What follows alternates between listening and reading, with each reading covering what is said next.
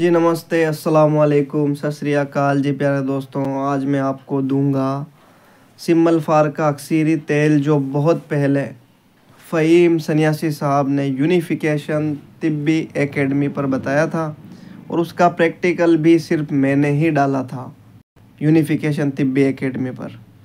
तो ये बहुत ही अक्सीरी तेल है, इसके मैंने रिज़ल्ट्स भी लिए हैं और लोगों ने बताया मुझे कि कुछ है इसके अंदर। तो वीडियो शुरू करने से पहले मैं आपसे गुजारिश करूंगा कि आपके अपने चैनल यूनिफिकेशन तिब्बी एकेडमी को लाइक करें, सब्सक्राइब करें, शेयर करें और प्यारे रिजवान शाह जिलानी साहब के लिए दिल से दुआ करें।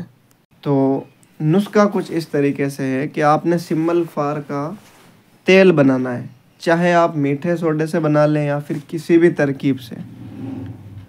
तो जब ये तेल बन जाए तो 1 तोला आप इसमें से तेल लें सिमल फार का जो आपने बनाया है। उसके बाद 8 अदद असील मुर्गे जो होते हैं ना, असील मुर्गियों के 8 अदद अंडे की उबले हुए की जर्दी लेनी है और ये 12 ग्राम तेल इसके अंदर डाल के अच्छे से इसको खरल करना है। कम से कम 15 से 20 मिनट इसको खरल करें और अंडे फुल बॉईल हों और असील मुर्गी के हों।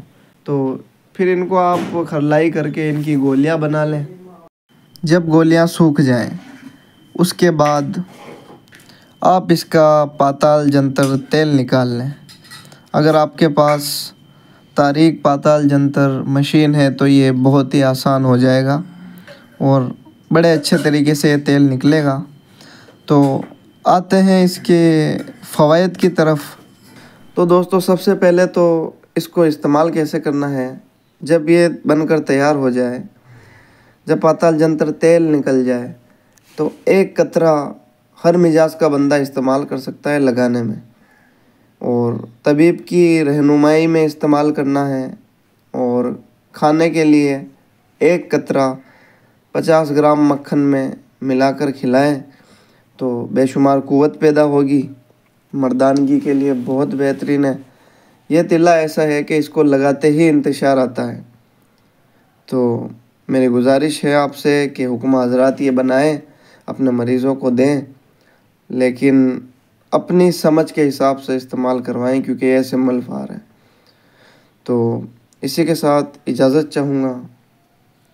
अस्सलाम वालेकुम।